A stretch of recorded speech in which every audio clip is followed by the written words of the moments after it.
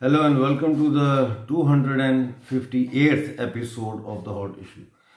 दोस्तों, मैं आपके साथ आज एक बहुत ही ऐसे मसले पर बात करना चाहता हूं जिसने मेरे तो दिमाग का दही बना दिया है। देखें, गुर्बत होती है और मुश्किलें भी होती हैं, लेकिन उसका ये मतलब नहीं होता गुर्बत का कि हम अपने माँ बाप को सड़क पर लाकर बेच दें या अपने बच्चों को जो है वो फरोख्त कर दें। ये पाकिस्तान में जो कब्जे वाला जम्मू कश्मीर है, वहां पे अभी नई हुकूमत बनी थी पाकिस्तान तहरीक इंसाफ की। जाहिर है, आपको पता है पाकिस्तान तहरीक इंसाफ की जो गवर्नमेंट है ये भिखारियों की गवर्नमेंट है और इनका जो चीफ भिखारी है वो पाकिस्तान का प्राइम मिनिस्टर इमरान खान है। इसमें तो कोई ढकी छुपी बात नहीं है, या ये मैं कोई प्रोपेगेंडा नहीं कर रहा उसके खिलाफ। ये तो एक यूनिवर्सल ट्रुथ है, सारी दुनिया इस बात को तस्लीम करती है कि इमरान खान एक भिखारियों के टोले का सरगना है, ठीक है ना। और उसकी वजह शोहरत भी है। उसने भीख मांगनी शुरू की अपनी माँ के नाम पर। जब अस्पताल बना रहा था तो अपनी माँ के नाम पर उसने भीख मांगनी शुरू की और वहां से उसने आगाज किया। नाजरीन, इस वक्त जो पाकिस्तानी कब्जे वाला जम्मू कश्मीर है, वहां की जो इस वक्त जो पाकिस्तानी कब्जे वाला जम्मू कश्मीर है, वहां पे इस वक्त पाकिस्तान तहरीक इंसाफ की हुकूमत है।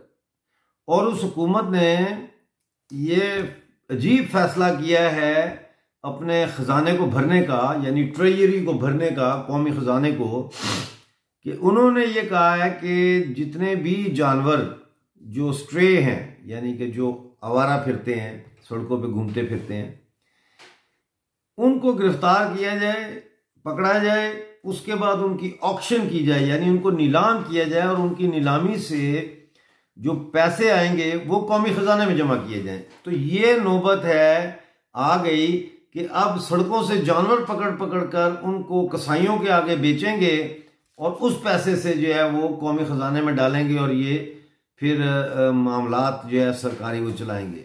इतने हालात इन लोगों के खराब हैं। इसमें जिस चीज से मेरा दिल बड़ा दुखा और जिस चीज ने मेरे दिमाग का दही बनाया वो ये है कि बाघ जो शहर है वहां की एक बड़ी मशहूर गाय है, उसका नाम इन्होंने मुफ्तखोरी रख दिया है, क्योंकि असल में ये खुद मुफ्तखोर हैं, सारी दुनिया से पैसा लेते हैं। तो वो गाय का चूंकि घूमती फिरती है और जहाँ जाती है वो उसको लोग कुछ देते हैं तो वो खाती है, तो उसका नाम रख दिया कि जी ये मुफ्तखोर है। बहरहाल चलो कोई बात नहीं। वो गाय जो है वो बचपन से अब तक जो है वहाँ फिरती रही है, घूमती रही है, बाजार में बैठती रही है, और वो एक हमारी यादगार है उस हमारे ट्रेडिशन की कि जब पाकिस्तानी कब्जे वाले जम्मू कश्मीर में बड़ी तादाद में हिंदू और सिख होते थे और गांव माता जो है वो घूमती थी, आज़ादी से फिरती थी, कोई उसको कुछ नहीं कहता था। तो वो गांव माता जो है उसको भी गिरफ्तार कर लिया है और उसको जो है वो बाग में पकड़ लिया है और अब उसको किसी कसाई के हाथ नीलाम किया जाएगा, बेचा जाएगा। तो मेरी आप लोगों से दरख्वास्त है कि इस वीडियो को जितना वायरल हो सकता है करें। हो सकता है कि ये वीडियो इतनी वायरल हो कि हम उस गांव माता को पाकिस्तान के इस जबर से बचाएं और इससे पहले कि उसके गर्दन पर छुरी फिरे हम उसको भारत ले आए। हमारे पास सीएए का कानून तो है, चलो वो इंसानों के लिए है, लेकिन जिस तरह ह्यूमैनिटेरियन बेसिस होती हैं ऐसे एनिमलिटेरियन बेसिस पे हम इस गांव माता को वापस ले आए। दोस्तों, मैं आखिर में आपको एक वाक़या सुनाता हूँ कि मेरे वालिद साहब का जो ख़ानदान था, यानी कि उनके माँ बाप बड़े गरीब थे। मीरपुर के पास मीरपुर में एक गांव है लदड़ा, जो अब मंगला डैम में डूब गया है। वहाँ पे ये रहते थे और मेरे जो दादा थे वो ज़्यादातर नीचे उतर जाया करते थे, मुंबई वगैरह की तरफ। वहाँ नौकरियाँ ज़्यादा थी तो वहाँ मजदूरी वगैरह करते थे रावलपिंडी से शुरू होते थे, लाहौर, और फिर इस तरह करते करते मुंबई तक। तो इस दौरान घर का काम और घर का निज़ाम चलाना की जिम्मेदारी मेरी दादी की थी। मेरी दादी ने एक गाय पाली और वो गाय स्याह रंग की थी, तो उसका नाम कालो रखा। ये जो गाय थी, इसने और मेरी दादी ने मिलके मेरे बाप को और उनके भाइयों और बहनों को पाला।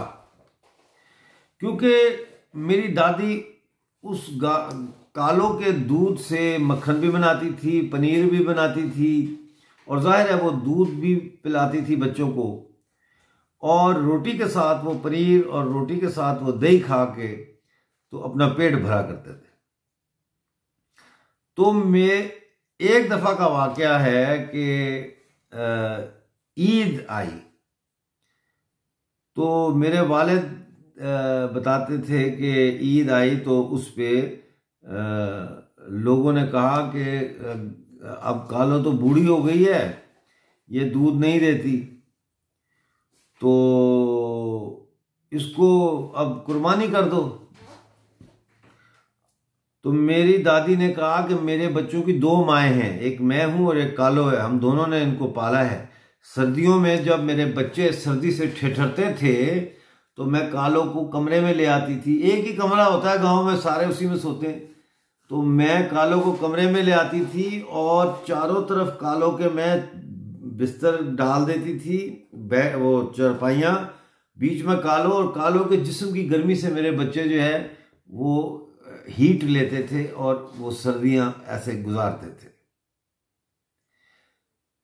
तो मुझे ये बताओ, कोई अपनी मां को भी काटता है, कोई अपनी मां को भी खाता है? ये जवाब था। ठीक है, तो इसको बचाना है। मेरा इस वक्त दिमाग का, सही बात है, दही हुआ है, मुझे पता नहीं है मैं क्या बातें कर रहा हूं, मेरा बिल्कुल दिमाग चकरा रहा है। और इसी तरह मेरी वालदा अक्सर कहा करती है, कहती है शुक्र है तुम वहां नहीं हो, आज़ाद कश्मीर हो। तो कहती है ना, हम कहते हैं पाकिस्तानी कब्जे वाला जम्मू कश्मीर, और पुराने लोग उनकी ज़ुबान पर चढ़ा हुआ है। कहते हैं शुक्र है तुम कश्मीर में, आज़ाद कश्मीर में नहीं हो, वरना तुम कब के मारे जा चुके होते, क्योंकि तुम्हारा दिमाग बहुत जल्दी बॉयल हो जाता है। बात बॉयल होने की नहीं है, बात इंसाफ की है। आप मुझे बताओ, आपकी माँ के गर्दन पर छुरी चलने वाली हो तो आपका ब्लड बॉयल नहीं करेगा? बस इतना ही मैं कहूंगा। वायरल करो, आवाज उठाओ, और उस गाय को बाघ से किसी तरह बचाओ, अगर अभी तक वो जिंदा है तो।